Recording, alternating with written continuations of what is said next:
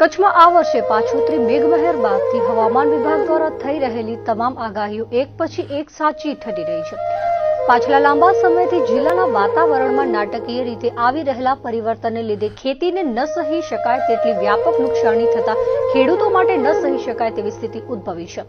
હવામાન વિભાગની તારીખ 13 અને 14ના હળવાથી મધ્યમ વરસાદની આગાહી વચ્ચે ગઈકાલ સાંજથી જિલ્લાના વાતાવરણમાં આવેલ પરિવર્તન રાત્રે સુધીમાં વરસાદી રૂપ ધારણ કરી લેતા મધરાતથી વીજળીના કડાકા ભડાકા શરૂ થયા હતા. સાથે જ ગગનભેદી અવાજથી લોકો ભર ઊંઘમાંથી ઉઠી ગયા હતા. ખાવડા બંને પંથકમાં જાણે ચોમાસું બેઠું હોય તેમ રાત્રિના 3 વાગ્યાથી શરૂ થયેલો વરસાદ ધીમે ધીમે જોર પકડતા સવાર સુધીમાં તો 2 થી 2 ઇંચ જેટલું પાણી વરસી ગયું હતું.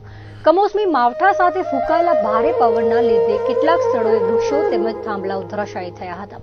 તો તળાવો નદીઓમાં પણ પાણી જોશભેર વહી નીકળ્યા હતા. ખેતરોમાં ઉભેલા પાકને વ્યાપક નુકસાની થઈ હોવાના અહેવાલ મળી રહ્યા છે. તો કરા વરસતા ખેતરોમાં સફેદ ચાદર છવાઈ ગઈ હતી. આ અંગે ખાવડાથી ચમનભાઈએ વિગતો આપતા જણાવ્યું હતું કે ગત મોડી રાત્રિના વાતાવરણમાં પલટો આવ્યો હતો. પ્રારંભે પવનની ઝડપ વધ્યા બાદ વીજળીના કડાકા ભડાકા પણ શરૂ થયા હતા. તેની સાથે વરસાદ પણ પહોંચી આવતા સવાર સુધીમાં 1 ઇંચ જેટલું પાણી વરસી ગયું હતું.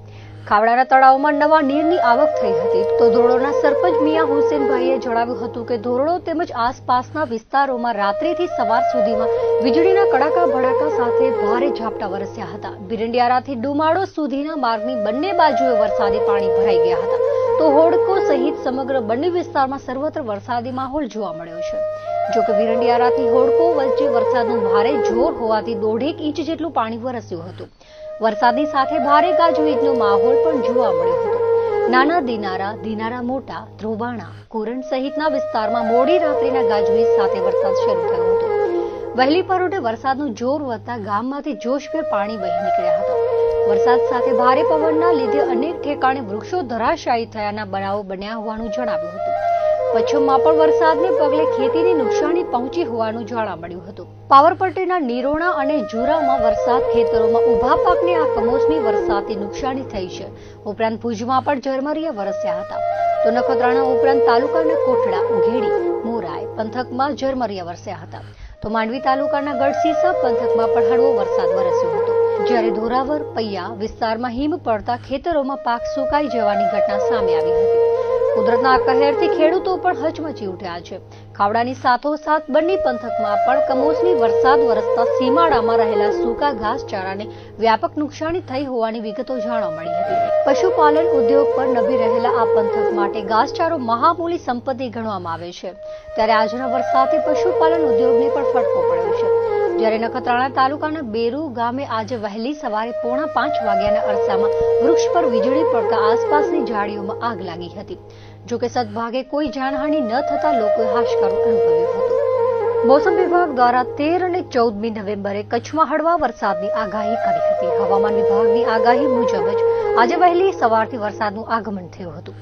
પરોઢે, ખાવડા અને બની પંથકમાં 1 થી 2 ઇંચ જેટલો વરસાદ વરસ્યો હતો. તો બપોર થતા જિલ્લા મથક ભુજની સાથે અબડાસા, લખપત અને નખત્રાણામાં પણ મેઘરાજાની ધમાકેદાર એન્ટ્રી થઈ હતી. અબડાસાના ડુંગરા સહિતના વિસ્તારોમાં કરા સાથે વરસાદ વરસ્યો હતો. તો ભુજ શહેરમાં પણ 4 વાગ્યાના અરસામાં ભારે પવન સાથે વરસાદની ધમાકેદાર એન્ટ્રી થઈ હતી.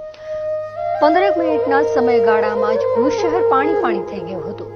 તો ભુજની આસપાસ આવેલા ગામોમાં પણ ક્યાંક કરા તો ક્યાંક ભારે ઝાપટા વરસ્યા હતા. ભુજના માધાપર, મિર્જાપર, સુખપર, માનકુવા તેમજ લોરિયા, ઝુરા સહિતના વિસ્તારોમાં બપોરે વરસાદ ખાબક્યો હતો. લખપતમાં પણ કરા સાથે વરસાદ થયો હોવાના અહેવાલો સાંપડ્યા હતા. એક તરફ આ વર્ષે ભરપૂર વરસાદ થવાના કારણે તળાવો અને ડેમો ઓગની ચૂક્યા છે.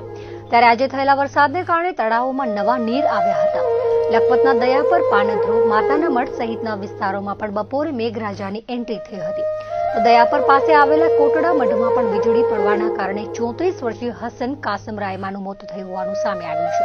હતભાગી ખેતરમાં કામ કરતો હતો તે દરમિયાન આકાશી વીજળી ત્રાટકતા બનાવ બન્યો હતો. મૃતકની લાશને પીએમ માટે દયાપર CHCમાં ખસેડાયો હતો.